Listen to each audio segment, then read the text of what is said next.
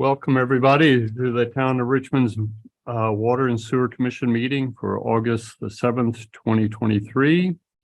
Are there any deletions, additions, or modifications to the agenda? How did you say that, David?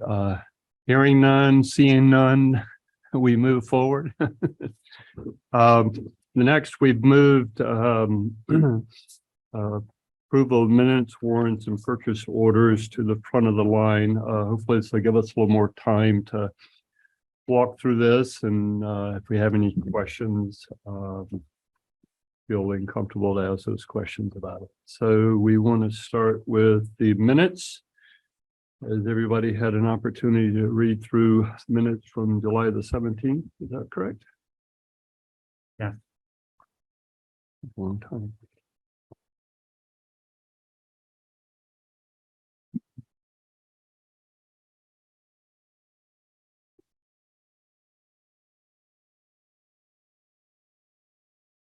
I make a motion to approve the minutes of July 17th, 2023 as presented. This is David. I will second. Is there any discussion? I have one very nitpicky. Okay. Line 112, I think it's a O instead of a 0, but that's minor. And on line 318, this could be correct. It seemed, this is comments from Steve.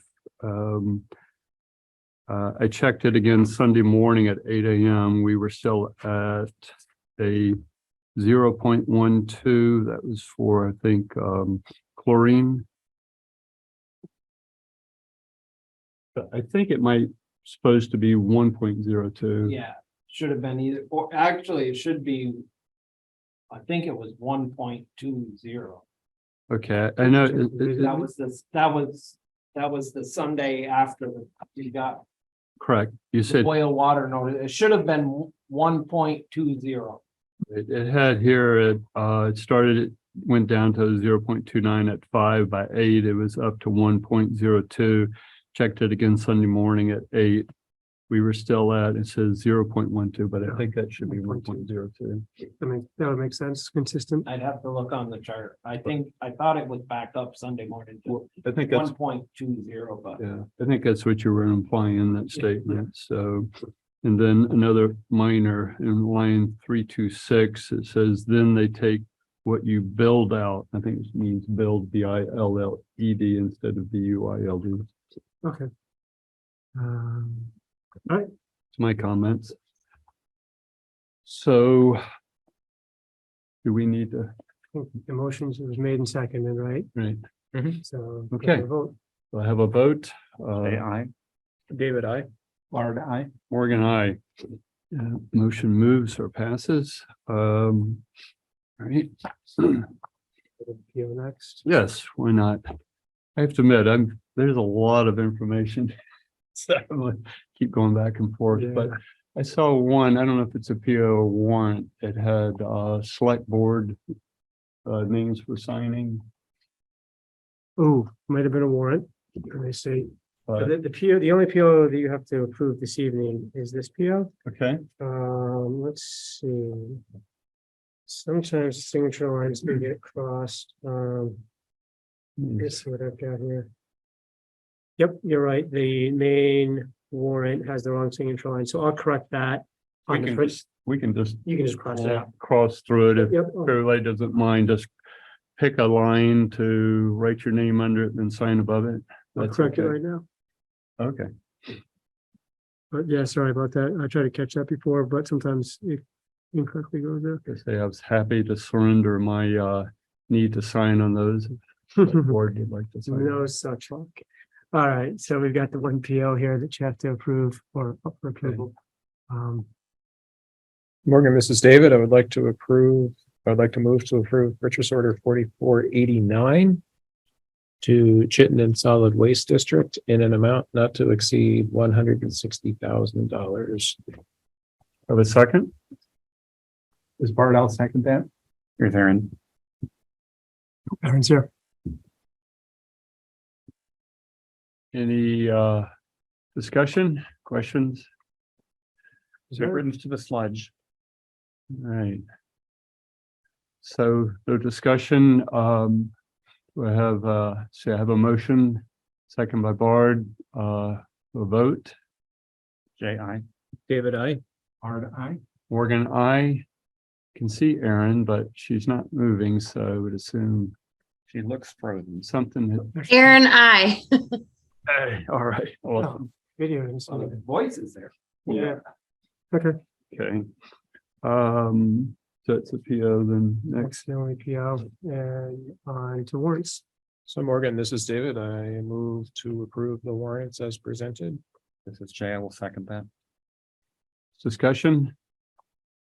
In the discussion, we have a vote on this, the warrants.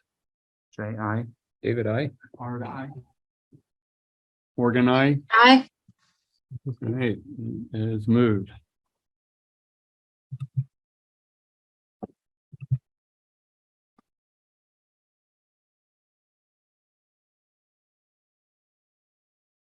You want to pass those around? We can see if we discuss. Yeah. Sure can. So, all right. Minutes, warrants, purchase orders. Next, items for presentation or discussion with those present. A, announcement of filling the water and wastewater superintendent position. Josh? So last week I promoted Steve Cote to the water and wastewater superintendent position. As you all know, at the last meeting, he expressed his interest in that position. We proceeded with an interview with myself and Commissioners Morgan and Jay. We were all very impressed with what he brings to the table. Obviously, the last 6 months or so, he's showing great leadership skills in identifying a lot of the issues that we have over at the plant, bringing them to the attention of myself as well as the commission.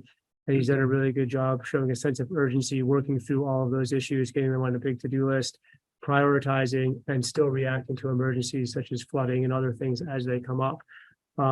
So I thank him for his leadership and his sense of urgency and ability to find creative solutions to things. Another thing that I really like about Steve is that he's only been in this position for a little over a year, but his mechanical acumen and experience comes through extremely valuably here in the department. He's able to understand a lot of things about the way mechanics work and quickly pick up the entire system.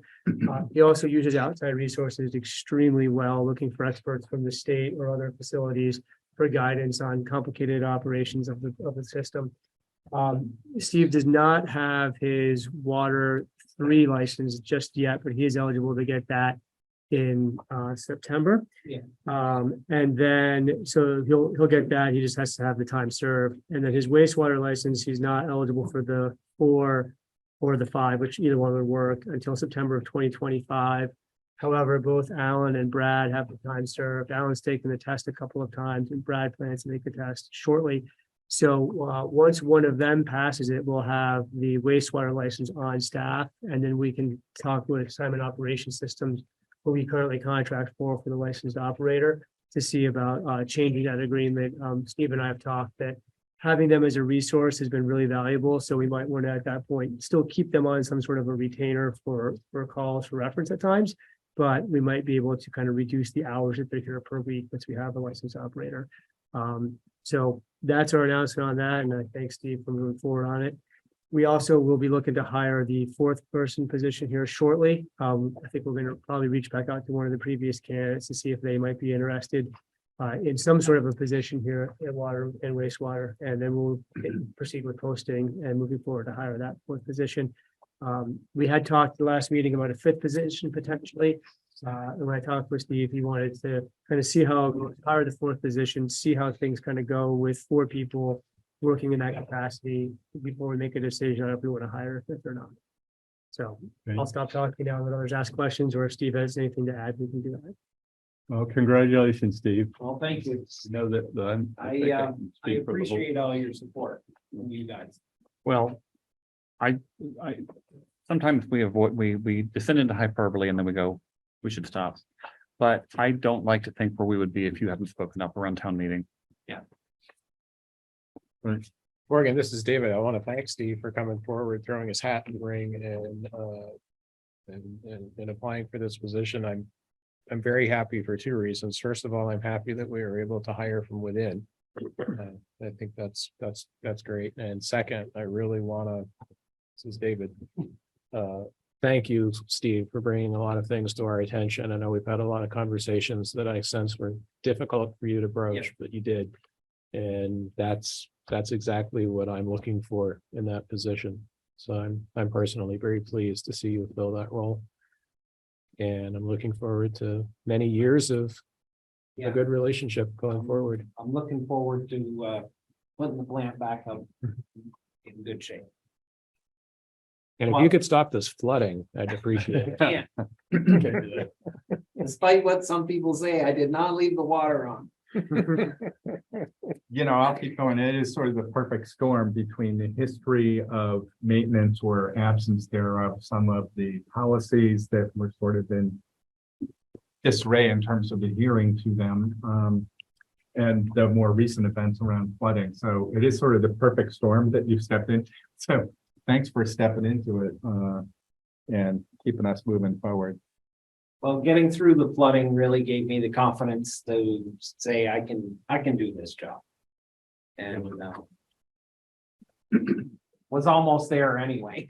I mean, really, in what I was doing on my end. So it's not changing any. We're good. It's 110% until we get everything back up and running, and it'll stay 110% even when we're there.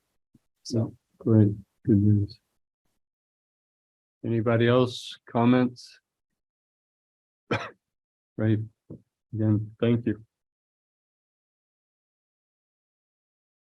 Okay, next, review of wastewater treatment facility compliance evaluations inspection report. So this is what, an annual report or maybe not quite annual inspection? of the yeah, I facility? think it's supposed to be an annual report. It had been during COVID, it was kind of lax, I think. And I did not really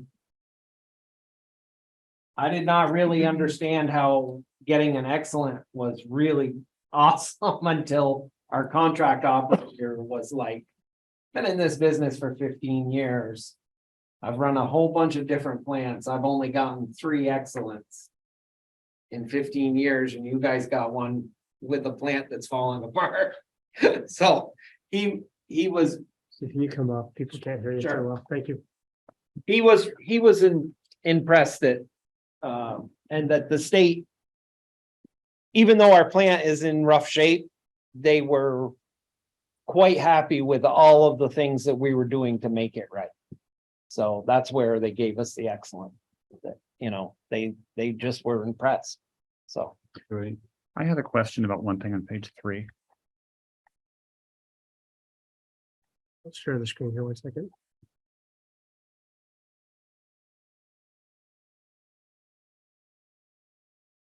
where it says Burlington. Yeah, I haven't contacted them to find out why that's. I'm like, I think we got Burlington's report. Yeah, but if you read through it, it's very It's ours. clearly written. But yeah, Steve had to write back to say, yep, Yeah. we got the report. We were gonna implement the recommendations and the requirements. Oh, by the way, please correct this and give us a final Yeah. copy. But yeah, I think there's a lot of information here if you get a chance to read through it. There's some good required things we need to take action on, as well as recommendations, and Steve's already putting together a timeline for action on all those. But in general, I learned a bit about the facility, and kind of was nice to see some of the work that we have done over the last 6 to 8 months sort of noted in here, and kind of our steps forward too. So I think the state had a really good understanding of where we're at and where we hope to get to. And then one thing that I did over the weekend, we've completely redone our organization of files. Mm. It is, the file cabinets some of them have been emptied.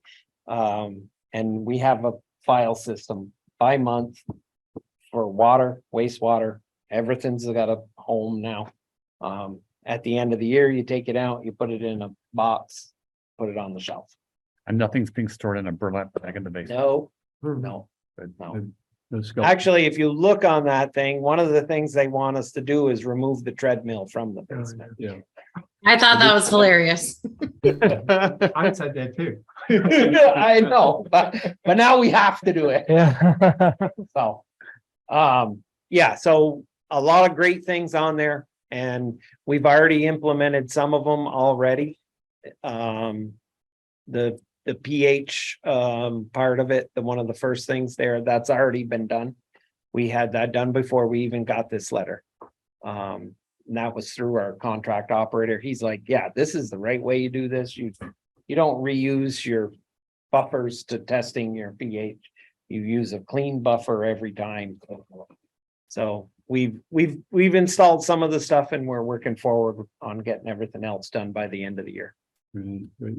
Were there things in the report that I mean, besides that we were already working on?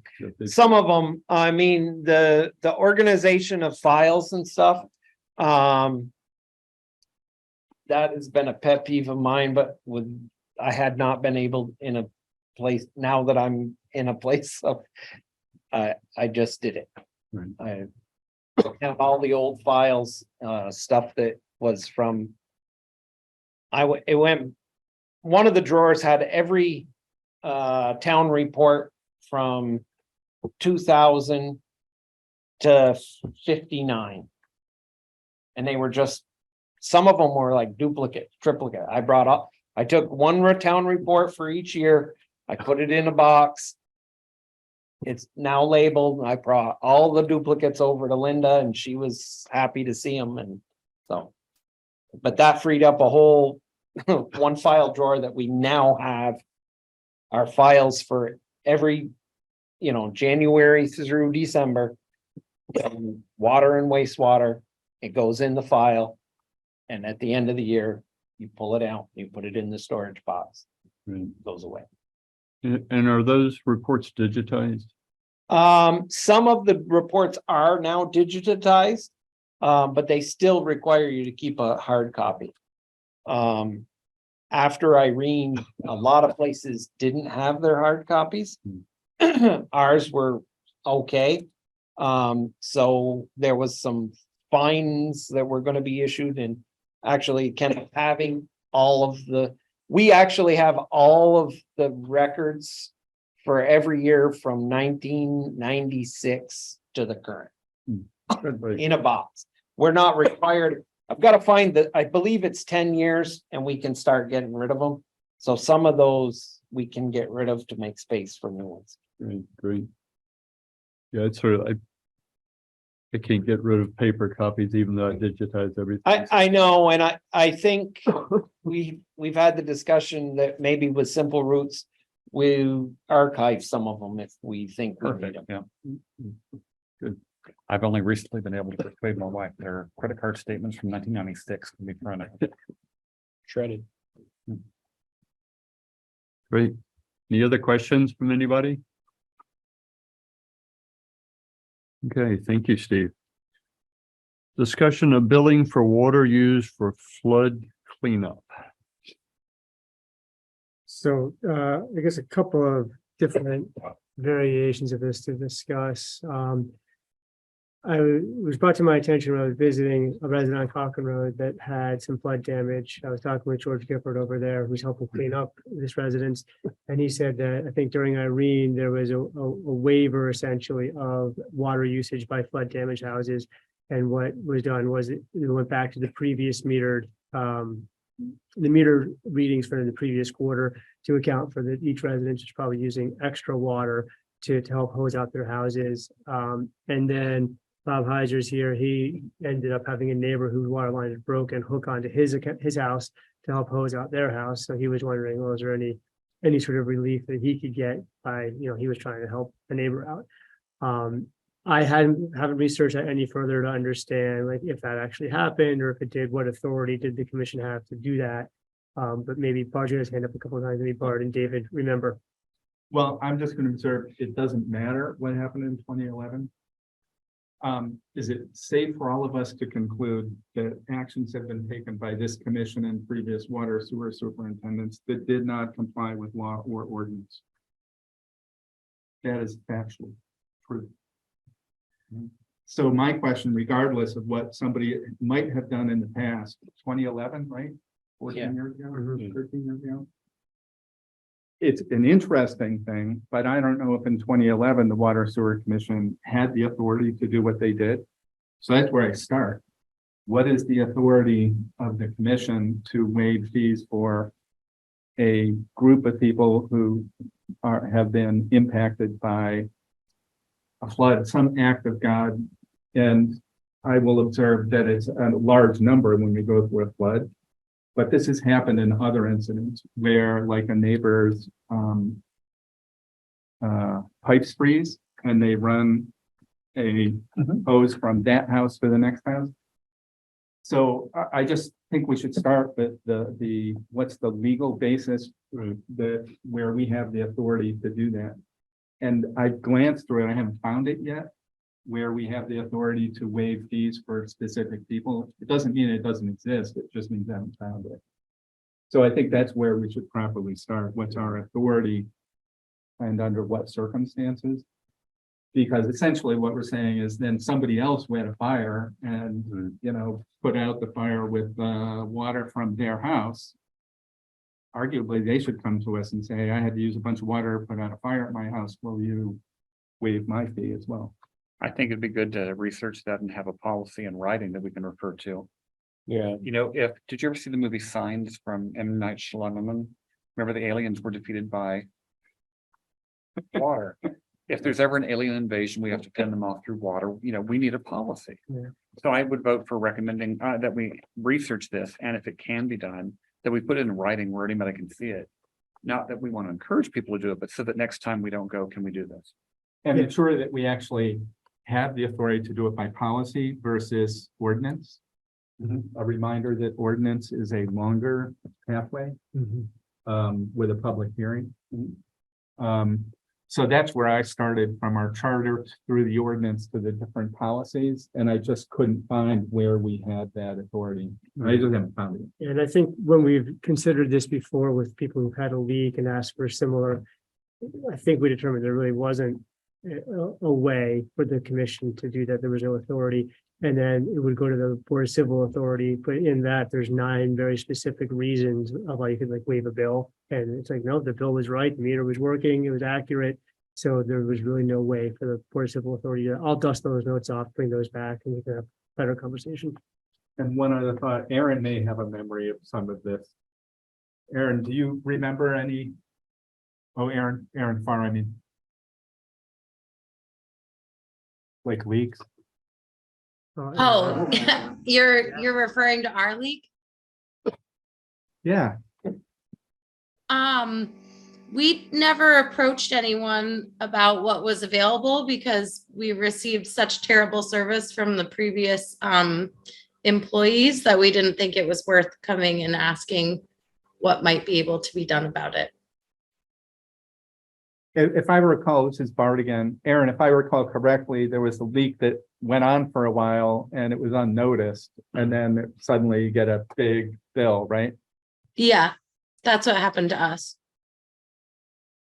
And so, I mean, similarly situated with unexpected use. Right. Yeah. And I just ponder this, what our authority is under existing ordinance, statute, ordinance, policy. And if not, can we create something? And if we create something, is it effective retrospectively? Because it usually is not. It's usually effective from the date of passage. And we were able to figure, Bard, with our leak based on our bill that we got from like when we received our bill that was so high, from the time that we got that bill till we fixed it was 10 days.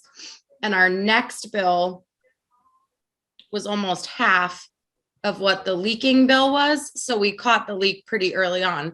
If someone hadn't gotten their bill for a leak right after it happened, like we did, it could have been thousands and thousands of dollars, like double digit kind of thousands of dollars. So it would be good to have some sort of policy, I do think. And then the other thing I'll say is pondering, is this subject to FEMA reimbursement? I had extra costs related to this. If you had costs associated with cleanup, water would be part of cleanup. Is it something not to shift the burden from a small group of ratepayers to the federal government, but that might not be a bad idea if it were feasible. I have a couple of comments here. Going forward, our new meters will pretty much give us we could find each customer has the ability for a daily consumption. And you can spot leaks by the 24-hour activity thing. Right. Right. But we're basically talking about Esplanade and George Gifford's old house, the Dwyers, the yellow. Yeah. I mean, there's not many. I make the suggestion that you will just go read the meters right this week. See how many gallons they use, because we read them the previous month. That would give us a pretty good average of what their daily use was for that month. And we'll see how many gallons, how much we're actually talking about. I mean, there's some houses, I mean, it's about an hour's time for us to read those meters and the ones on Cochrane Road. That would give us a rough idea of how much. That month compared to previous Yeah. baseline months. I mean, you could take the previous 2 quarters and give you a daily average for a person's house. And then you could give you, this last month, a daily average and see what the difference is. Angela, Angela? Yes, I'm here. I wanted to echo what Bard was saying at the end, regarding FEMA reimbursement especially for those houses that had flood insurance. The idea that the water consumption for the cleanup efforts would definitely, in my opinion, qualify as a reimbursable cost through their insurance. But I also want to echo or add to that, homeowners insurance is also a way for people. For example, the example that you gave about somebody's hot water tank or something breaking and there being this release of water, that's also something that could be reimbursed through homeowners insurance. So I just want to bring these up as you're drafting and coming up with policy to add or to put into effect in the future, that I'm not sure that we want to be allowing for what I will call double dipping, that the homeowner would be reimbursed by both the insurance company and the town of Richmond's water and sewer department. Do you understand what I'm saying? Absolutely. yes. Thank you. So definitely some research to be done, but I'm not opposed to the idea if we've got a Right. legal footing for it. Yeah. Bob, did you want to make any comments or? I don't think so. I mean, it's a tough situation for Yeah. It is. homeowners to be in, and we were overwhelmed by the people helping, and How is your house doing? I mean, we're in pretty good shape, and it's all because of generous neighbors and people coming from all over. So we're very thankful, and we're not trying to get out of our fair share. And we don't even know what it is, to your point, Right, and I that's just thought I wanted to put it on the radar before the bill comes out, if that matters.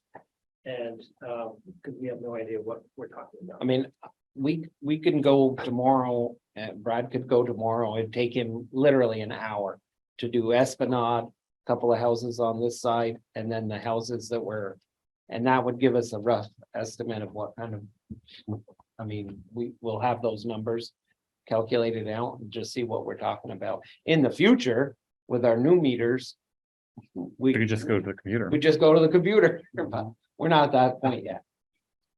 Yep, go ahead. Morgan, one other follow-up, Josh, I know you're juggling a lot of stuff and there's a lot of FEMA topics. This might not be the top topic for FEMA, but it seems like it is a question to ask. When homeowners used a lot of water to clean up damage from the flooding. That's a cost, like many other things they incurred as cost. And we presume the answer is yes, but to ask is that increased cost of water associated with cleanup reimbursable by FEMA? Yeah, I did ask the initial question of my contact at FEMA, and her initial response was it may not be covered, but I'll ask again, I think, with different phrasing and see if like as a cost of cleanup, maybe there's a way to do that. And I did just find some guidance that we had last time when there was water leak issues, so I can find that easily and bring that back next time and see what we have for authority. For the houses on Esplanade, can you get flood insured? Yeah, and Oh, I saw. another thing I was just gonna add is and this is very anecdotal and I can't be sure of this, but I've heard a lot of people on Esplanade have been rejected from FEMA for one reason or another. And I don't know whether it's presupposed that that will happen and you have to appeal. And so that's one just factor in trying to rely on FEMA for that. And then another one is that I know people have deductibles on those flood insurance and homeowners insurance, and that claims can increase flood insurance premiums. So I would just say again, it's a tough situation for I think a lot of people, and I don't know what's possible, but just trying to bring it up early if there's anything possible. Right. And I think related to FEMA, my understanding, and I'm learning sort of as we go with the assistance for individuals, is that you have to apply to your insurance first, and then they will consider covering expenses not covered by insurance. So if they went to FEMA first, they're going to say, no, go back to your insurance. And you have to exhaust other avenues before you get to FEMA. It's similar with the town. We actually have to make sure that passive will cover something first before we go to FEMA.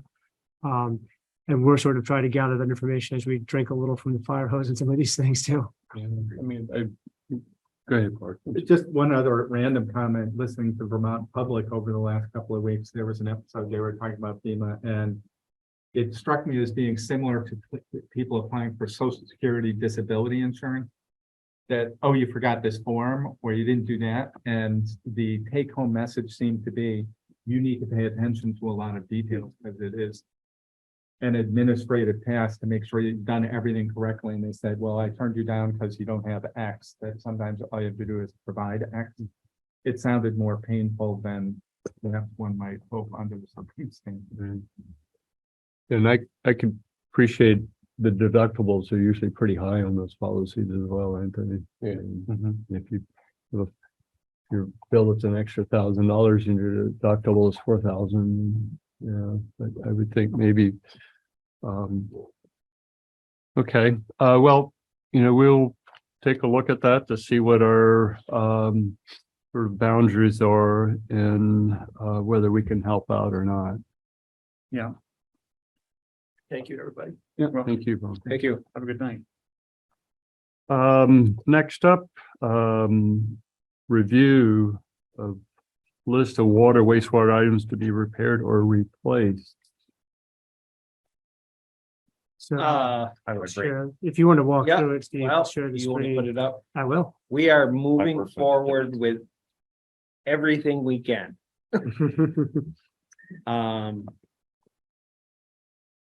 We've had the, believe we've cured all the problems that we had after the flooding with the pump station.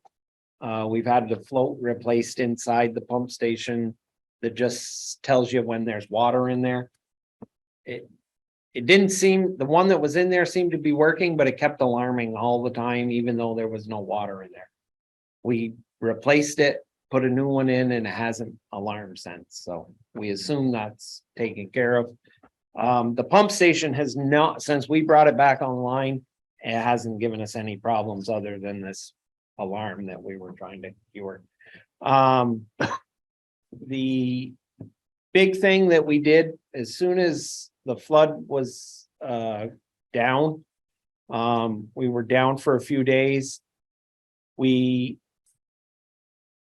brought the press back up online, and we found out we had an expert come in for polymer, do a bench test to tell us if he actually found that we were using too much polymer. You don't get a salesman that tells you to use less, but he did. Had he been drinking? No.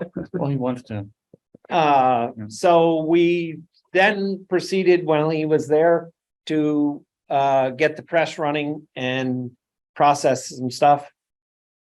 It would not run clean. Through a process of elimination, we found out that one side would run clean, the other side will not. So he gave us a contact of the treatment plant in Brattleboro. They have 2 presses like ours. They fill a tractor trailer truck every 30 hours with sludge. And their presses are twice the size. They're exactly like ours, but they have, instead of just 2, what they call channels, they have 4 channels. That's just a bigger up. And so they had one of theirs apart. And they're like, come down. We'll show you how it comes apart. We'll show you what the problem is. And tell you right over the phone, you've got a ripped screen. We took a day, we went to Brattleboro. 3.5 hours away. These guys that have been running the press down there for 15 years. And this place was immaculate. The press room was it was white walls. I've got pictures. It was just, the guy knew what he was doing. He retired August 1st. Believe it or not. But he was a great contact. He told us, he showed us how it came apart, what the problem is. So he's like, you can run your press one side without the other screen. So we're still running it with one side. We're keeping up barely. We need to take the other side off the press. Problem is, our press has never been they take one part apart about every 18 months down in Brattleboro. Our press has never had a screen change in 20 years. Oh, think of that. The bad thing is the screens are $10,000 and there's 2 of them in a side. And so we should ideally be changing those, They say that actually getting new ones. they recommend that they take theirs apart about every 18 months when they start to see a problem.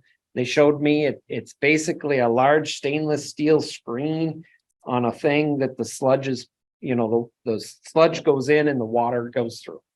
And the one, I have a picture, the one that he had, they're about 3 feet in diameter.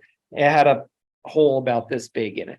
And he's like, I can tell you without any problem that you've got a rip screen. And we haven't been able to pull it off yet, but we've been operating just one side.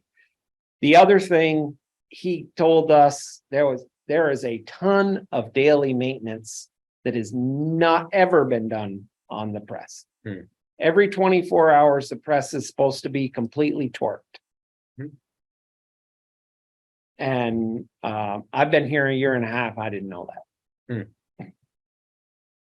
Then when I went to get a torque wrench to try to torque it, see where we were, we don't have a torque wrench that works. Part of that manual that we need to update. Part of the manual that we need to update. Yeah, well, we have the manuals and that's the thing. But it's different when you get somebody who's had 15 years experience and he's able to.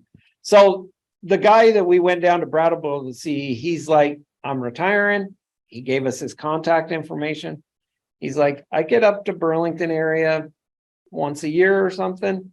If you want me to come by for a fee, I'll come by and consult and see how your press is running. So I think that's well worth the few bucks that it might cost us. The long and the short, we got to take one side of the press apart and we're going to end up spending probably close to 20 grand to put it back together. Do we even know how long it would take to order the new screen? I haven't. In Brattleboro, they keep 2 screens on stock all the time. They said that they're not hard to get. They said that Fournier, which is the press company out of Canada, is pretty responsive with all of their production. Even during COVID, they didn't have problems getting parts and pieces and stuff. So, that's something new that we're dealing with. So while that was all going on, we took the time to clean the septic receiving tanks out. Mhm. And we did not spend all the money that we were anticipating spending on doing it. We did it a little bit of off the cuff. So what we did was we took a fire hose and we stirred the tanks up. When we drained them down, we stirred all the solids up. We let them with the fire hose, mixed them all up, broke them up as best we could from up above. And then we let them aerate overnight. And then we drained them down the next day. And then we took the solids out. We ended up with about was it like 12 cubic yards in the first tank? And basically we just use a vac truck like they do septic tanks with. Mhm.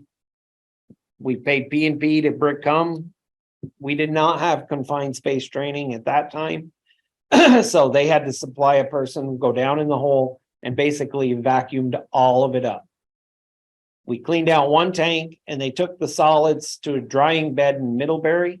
And it was about $1,500 it cost us to dispose of it. We haven't gotten the bill for whatever P&P costs, but it's still a long ways from the, Yeah, it is. yeah. Mhm. So that went so well, we did the second one. And that one cost us a little more because their drying beds in Middlebury were full. So we did the same process, backed them out. We had about 15 yards and that went to Winooski to their drying beds. And that cost us about $3,400. Chittenden County, it cost you more. I mean, I don't know what else to say. Huh? But we saved on truck. Yeah, we saved on trucking. So then, Moi, who thinks outside the box a lot, we have our own drying bed in Richmond. Mhm. It was used for years. It's that green building beside dewatering. And it is just full of junk.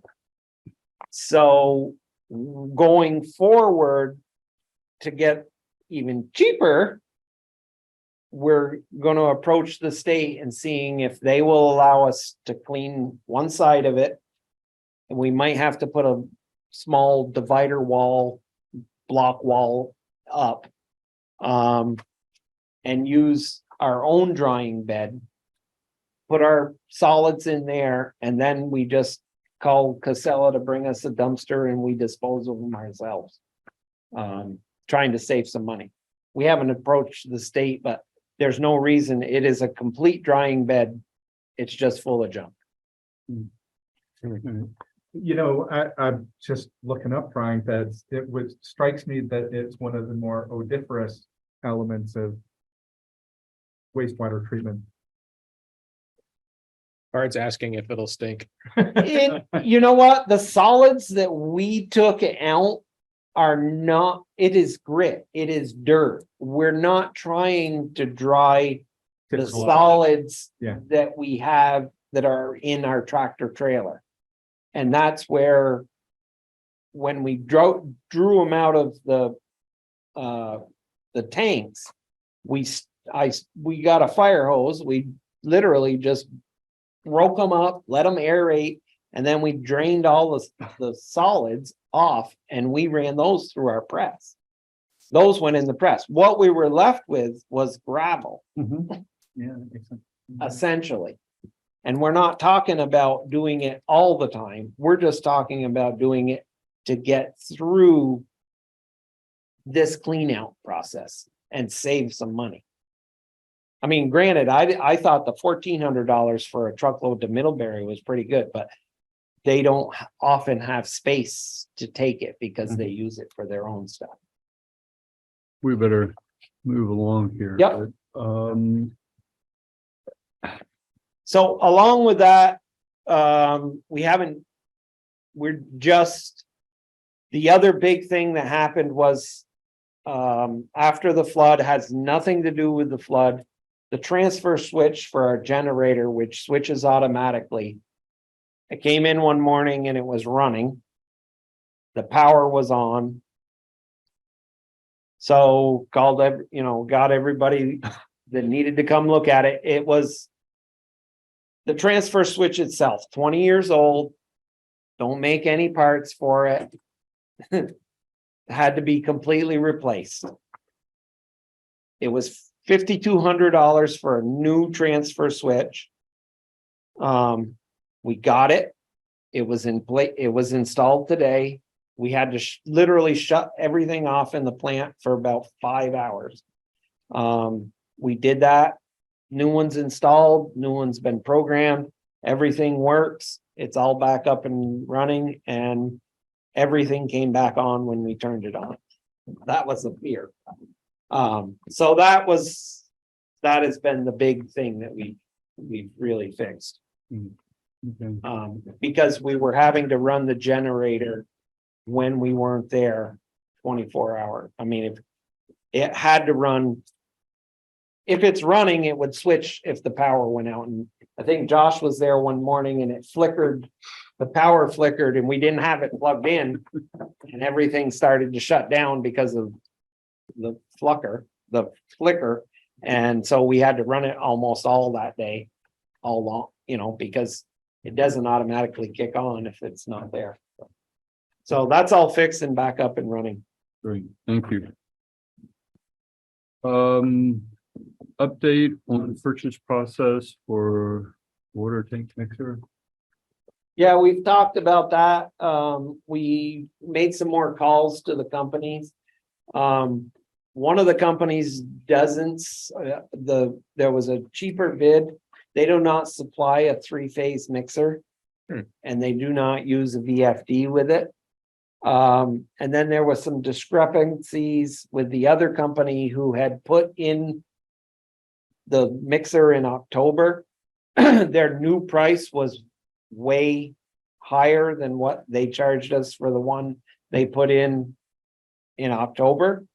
The reason being, when they priced it the last time, the size of the mixer they priced on their bid was a G9, and our tank takes the size in a G12.